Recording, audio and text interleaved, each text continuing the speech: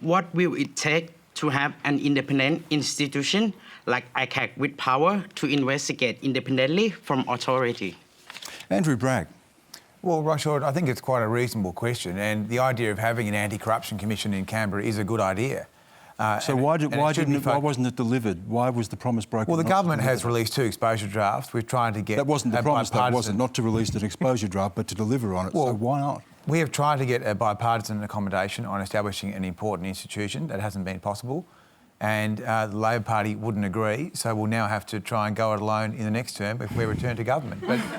But the point is that you want to have an anti-corruption commission in Canberra to look at corruption. There are already significant integrity measures in the system, like Senate estimates and the Auditor General Department and all these sort of things which already exist, which are quite strong. But I think we should have an anti-corruption commission. It should be strong. It should have public hearings. And I'm hoping we can deliver it in the next term. I saw you shaking your head there, Chris Bowen. The problem here is, and the Prime Minister has said this, that under your model you'd have a kangaroo court where there'd be damage to people's reputations, whether or not there was a finding against them.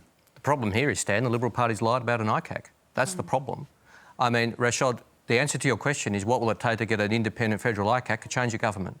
These guys have had years. But the question is what ICAC would we under your model would we have a situation like we've seen in New South Wales where the Gladys Berejiklian situation? Would you have public reputational damage, or would people be protected before there was a finding against them? Well, with respect, Stan, the question wasn't that. The question was what do we need to do to get an ICAC? But to deal with your question, it should have public hearings, it should be retrospective, it should have teeth. Now, I do not accept that politicians should be held to a different account to other public officials, and that any action by politicians should be dealt with in private. I mean, Andrew's model is a joke. Experts have said you'd be better off doing nothing. But to this whole farce of an argument that somehow they couldn't introduce legislation, they haven't even introduced the legislation because the Labor Party wouldn't sign on to it. That's a very interesting development. So apparently now the government's not going to introduce any legislation unless we agree first. This is great news. This is wonderful news because it means we now have power of veto as the opposition. This is just complete nonsense. Every state and territory jurisdiction has an ICAC. They all work differently. They're different models. We should have a federal, independent, anti-corruption commission which has teeth and which can do its business where it chooses to and in the public interest with the public seeing what they're doing. Of course, they'll do plenty of investigatory work behind closed doors, as the different state and territory ICACs do. They'll also, under our model, provide ministers and public officials with advice about good conduct. I mean, this is what an ICAC can and should do. They've promised it before the last election. They have absolutely failed to even introduce the legislation. You can introduce legislation and then we can move amendments, and if we don't get our amendments accepted, the government carries the day. I mean, that's how the parliament works. This new concept that they will only introduce legislation if we agree to it first, it's an excuse and a rather pathetic one to avoid having a federal ICAC because they don't I'll let Andrew quickly respond to that, and then I want to bring in Megan Davis. Andrew? Well, where's your plan? Have you got a plan? Yeah, a federal ICAC. Yeah, where is it? Well, we would introduce the legislation, mate, and get on with it, unlike you. You haven't even released any laws. Yeah, because we're the opposition and you're the government. Yeah, you can draft laws. Okay, before we go any further, though, Helen Haines has put policy up about a federal ICAC. The Incredible Independent has put this up, and this is like one of the incredible things about independence. She has put legislation up to have an ICAC. One of your, don't think minister, but one of your MPs did cross the floor to actually support this. We know the Australia Institute has done research. 80% of Australians want a federal ICAC. It's so clear, and yet the legislation's been up there and you guys voted it down. You don't want this.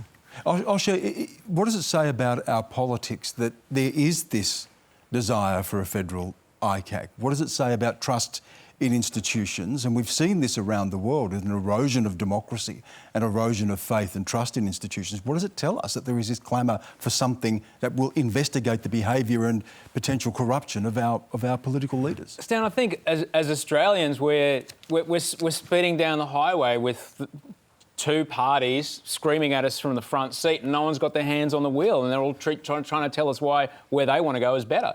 And frankly, us in the back, all of us are just like, can someone just please give us some sense of, solidity, some sort of status. And what would make that feel all right is like, well, at least I know if they get in trouble or they do something wrong, then they're going to be held to account. Because I know in my job I'm held to account, that's for sure.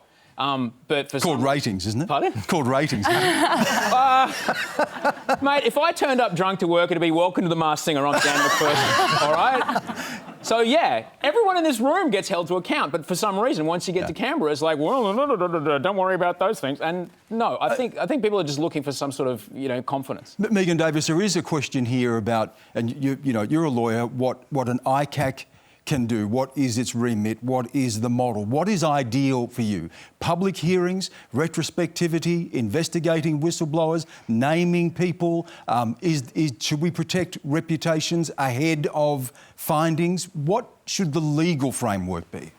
Oh, look, Stan, without getting into, I could be here all night on the legal framework. I think Chris has covered that pretty well. I think that, generally we do have integrity institutions and legislation, but it's not enough.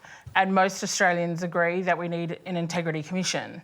But in addition to that, whatever we design, it still is not going to be enough. We do need other forms of scrutiny and integrity as well, such as, Stan, the voice to Parliament, which was set up because there is so low faith from Aboriginal and Torres Strait Islander communities in Parliament and in the bureaucracy.